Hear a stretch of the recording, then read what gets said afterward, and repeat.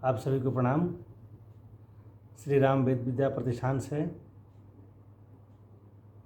आज बात करेंगे सनातन शिक्षा पद्धति की। मूलतः हमारे सनातन संस्कार या सनातन धर्म के मूल जो तत्व हैं, मूल जो आधार हैं, धर्म है, अर्थ है, काम है, मोक्ष है। तो हम लोग धर्म के रास्ते पर और धर्म के मार्ग पे चल के भी अर्थोपार्जन कर सकते हैं।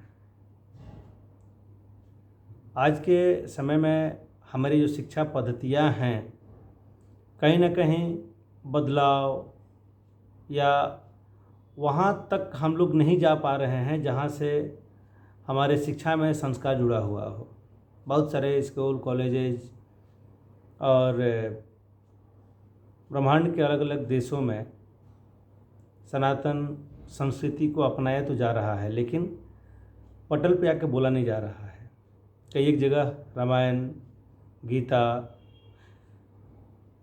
अध्यात्म और उपनिषद पे खोज होता है, शोध हो रहा है, और इसे उसे पता भी चल रहा है कि हमारी जो शिक्षा परंपराएं हैं वो आज के विज्ञान से कहीं ज़्यादा आगे थी। समय बदला, धीरे धीरे हमारे संतों, ऋषि, महर्षियों के द्वारा रचित, लिखित, अनुसंधानित पुस्तकें या प्रायोगिक जो चीज़ें हैं, धीरे धीरे एक तरीके से एक षड्यंत्र का शिकार बना करके अलग कर दिया गया। और हमारे देश में फॉरेनर जो था मैकाले, उसके अनुसार हमारे संस्कृति को जाति में वर्गीकरण कर दिया गया, जो कि वर्णों में वर्गीकरण का हमारा शास्त्र और अध्यात्म ही बोलता है।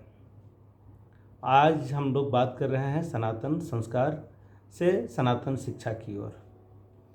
अगर सनातन संस्कार से, सनातन शिक्षा और पारंपरिक शिक्षा से हमारी धर्मोपयोगी शिक्षा के साथ साथ आधुनिक शिक्षा भी हो, तो शायद आने वाला समय हमारा जो भारत देश है विश्व गुरु बनने में ये भी एक सब्जेक्ट है, एक ये भी विषय है कि हमारा जो भारत देश है विश्व गुरु बने।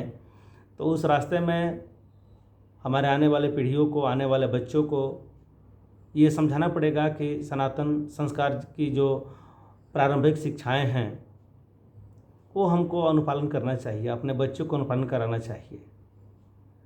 आप अलग अलग देशों में जाते हैं, आप घूमने जाते हैं, आप सनातन से जुड़े हुए लोग हैं, आप सनातन से जुड़े हुए मानव हैं, तो प्लीज़ कृपया आप इसको ज़रूर सुनें, इसको ज़रूर फॉलो करें। सनातन संस्कार का अगर प्रारंभिक शिक्षा आप अपने बच्चों को देते हैं तो आने वाली पीढ़ियाँ आपकी मान सम्मान को बढ़ाएंगी, अन्यथा आने वाली पीढ़ियाँ हमारे लिए हमारा ही घर छोड़ करके जिस आप उद्देश्य के साथ अपने बच्चों को शिक्षा दे रहे हैं वह सिर्फ शिक्षा अर्थोपयोगी शिक्षा है, जिसमें पढ़ करके जल्दी से कितने ज़्यादा से ज़्यादा हम धन कमा सके। तो धन शोधन जो है वो बहुत दिन तक रहने वाला नहीं है। धन की एक सीमाएं हैं, उसको समाप्त हो जाना है, लेकिन आपका यश, आपका कृति जो हमारे सनातन परंपरा का मूल तत्व हैं, जिन ऋषि महर्षियों का, महापुरुषों का आज हम नाम ले रहे हैं, वैसे ऋषि महर्षि इस 100 साल में, उस महापुरुष इस 100 साल में बिरले ही हमको दिखने को मिल रहे हैं। अगर एक आध दिख रहे हैं तो वह अपवाद में ही दिख रहे हैं। हम वैसे शिक्षा का अनुसरण करें, वैसे हमारा शिक्षा पद्धति हो, हमारा संस्कार पद्धति हो, हमारा धर्म पद्धति हो, कि हम किसी भी दुर्भावना, किसी भी द्वेष से रहित अपने बच्चों को बिल्कुल शास्त्र, शस्त्र, धर्म, योग, ये जो 4 चीज़ें हैं, शास्त्र, शस्त्र, धर्म और योग, ये 4 चीज़ें अगर हम अपने बच्चों को प्रारंभिक शिक्षा से ही हम उसको शुरू करेंगे, आने वाली पीढ़ियाँ अर्थोपयोगी भी होगी, सदुपयोगी भी होगी, कल्याणकारी भी होगी, और हमारे आने वाले अगले और पिछले पीढ़ियों का एक मार्गदर्शक के रूप में काम भी करेंगी। तो आप कृपया सनातनी हैं तो अपने बच्चों को संस्कार शिक्षा लाएं।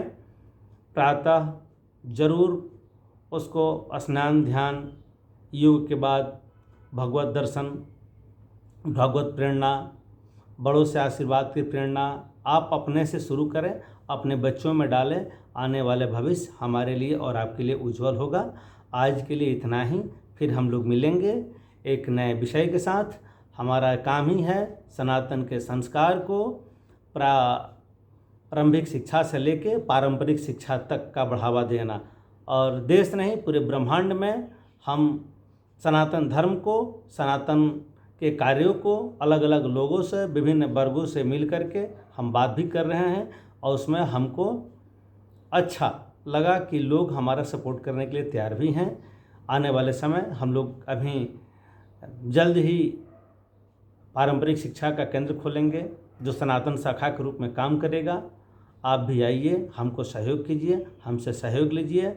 सनातन को अगर हैं तो यही सनातन और शाश्वत है कि जो आपका अंत तक साथ चलेगा, और आपके मरने के बाद, हमारे मरने के बाद भी अगर कुछ जीवित हम लोग का रहेगा तो यश और कृतित्व ही जीवित रहेगा।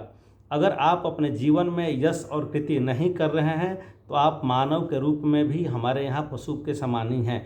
इतना तो हम लोग शास्त्रों में, धर्मों में पढ़े हैं। जो लोग धर्म में नहीं हैं, जिनकी धर्म में कोई रुचि नहीं है, वह मानव के समान नहीं हैं। अथवा आप आज से ही सजग होइए, सफल होइए। भगवत प्रेरणा से पूर्ण मनोकामना के साथ मैं आज विदा लेता हूँ। हमारे लिए सनातन, हमारे लिए राष्ट्र सर्वोपरि है। जय हिंद, जय भारत, जय सनातन। धन्यवाद।